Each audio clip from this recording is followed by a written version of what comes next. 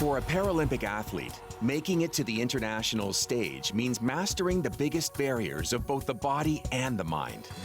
You will be able to do whatever you need to do, but you'll just do it differently. I became very aware that my actions had a direct impact on other people. In sport, as in life, you're always looking for guidance and mentorship. Wheelchair curling gold medalist Sonja Gaudet, master sit skier Josh Dueck, and Paralympic cross-country skier Brian McKeever.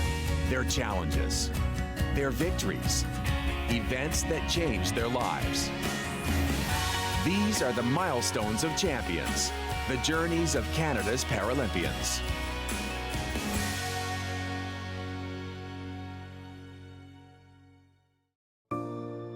Meet Sonja Gaudet, wife, mother, wheelchair curling world champion. With 2 consecutive Paralympic gold medals to her name, she's aiming to capture a 3rd at the 2014 Sochi Games. The power of sport is incredible. I mean, sport brings confidence, respect, determination, never giving up, a lot of teamwork, and a belief in self. Though a Paralympic superstar, Sonja's life wasn't always played out in the international spotlight. 17 years ago, she had a quiet life in Vernon, BC with her family. We had 2 young kids, 3 and 6. I worked at a restaurant, and I was just in the process of building a hairdressing business in our home. And the young mother still made time to live an active lifestyle with her husband, Dan. Well, Sonja's always been really competitive. That was one of the attractions that I had to her, as we would compete in everything. Whether we were in the lake swimming, it would turn into a race, or if we were water skiing, it would be who could water ski the best. Sonja's competitive spirit developed at a young age. I grew up in North Vancouver playing lots of different sports, basketball, volleyball, really big into softball. So playing sport was a huge part of my life. But sport was just one of Sonja's passions. Growing up as a teenager, I had this incredible need to learn about what Rick Hansen was all about and what his Man in Motion tour was about. I had the privilege of meeting him when I was in grade 9 at a volleyball camp, and he left such a lasting impression on me through my teenage years. Grown up with a family of her own, Sonja continued to follow Hansen's example by living life to the fullest. We both had horses when we moved here, so we would do a lot of trail riding, and we'd even race our horses on just a normal day out for a ride. She's always been quite a horse person, very aggressive, trained them, was never in fear of a horse. And in the back of my mind, I was always fearful that something would happen. One spring day in 1997, Sonja hit the trail on a solo ride. At the end of my ride, my horse acted up on me as we were heading back to the barn. He decided to rear up, and the second time he went up, he went right over backwards. And so with me on him, we both fell to the ground. At that point, whether he stepped on me or from the fall off of him, my back was dislocated at the T5-6 vertebrae, and instantly my life was changed. I knew the minute the pager went that it was a horse accident. Just instinctively, I knew something had happened. I was told that I wouldn't walk anymore, that from the bra line down, I was paralyzed, that my spinal cord had been severed. It was just shock. It was complete shock for me. And trying to be there for my kids and calm them and let them know that mom was in a very serious accident. Right away, the thoughts that went through my head when I found out that I wouldn't walk again were, but I have 2 kids. They're 3 and 6. How am I going to parent my kids?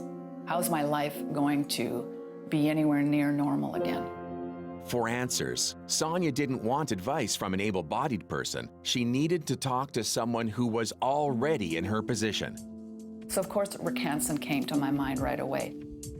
And he always said to me, you will be able to do whatever you need to do, and you'll have to be okay with doing it differently. Once home in Vernon, Sonja soon realized she didn't have to give up an active lifestyle. Very quickly after my accident, I tried wheelchair basketball. I tried some wheelchair volleyball. Some downhill skiing was probably one of the first ones as well. So lots of different sports.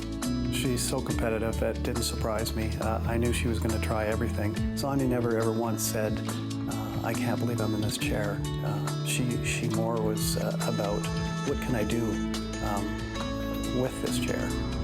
But the day the active mom was introduced to the world of wheelchair curling, it was love at first match.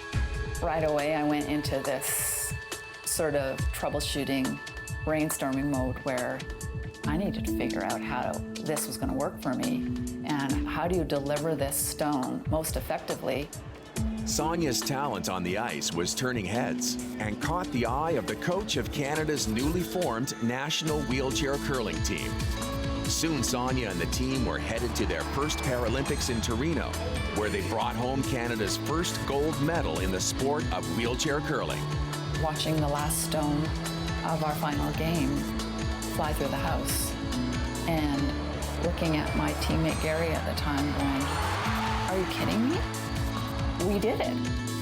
But for both the athletes and the sport, there were some kinks to work out.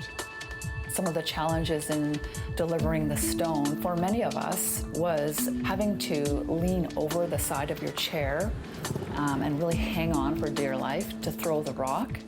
Because sitting straight up and throwing it, you know, there's no core, there's not enough stability, not enough power. A leader on and off the ice, Sonja designed a customized balance post.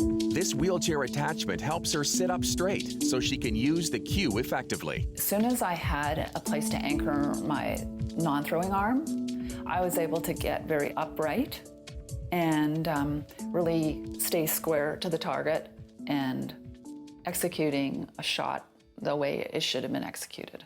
A few years later, in front of a hometown crowd, Sonja does it again, winning gold at the 2010 Vancouver Paralympic Games. Only this time, it's not a Paralympic win that brings tears to her eyes. Having my kids in the stands, that was really important to me. Because, you know, you want to believe that you're role modeling all the right things for the most important people in your life. And sometimes that doesn't come across. But my hope is that somewhere down the road I will see that the role modeling really did make a difference in their lives. Now, with sights set on Sochi, Sonja's reflecting on the lessons learned from her incredible journey.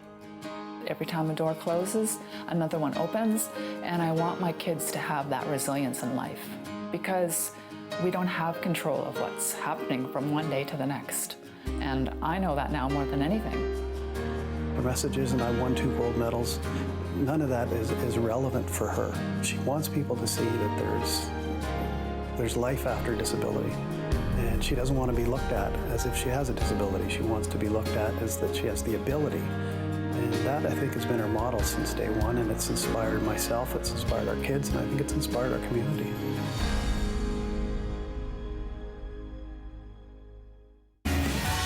After the break, the first sit skier to ever do a backflip, Josh Dueck.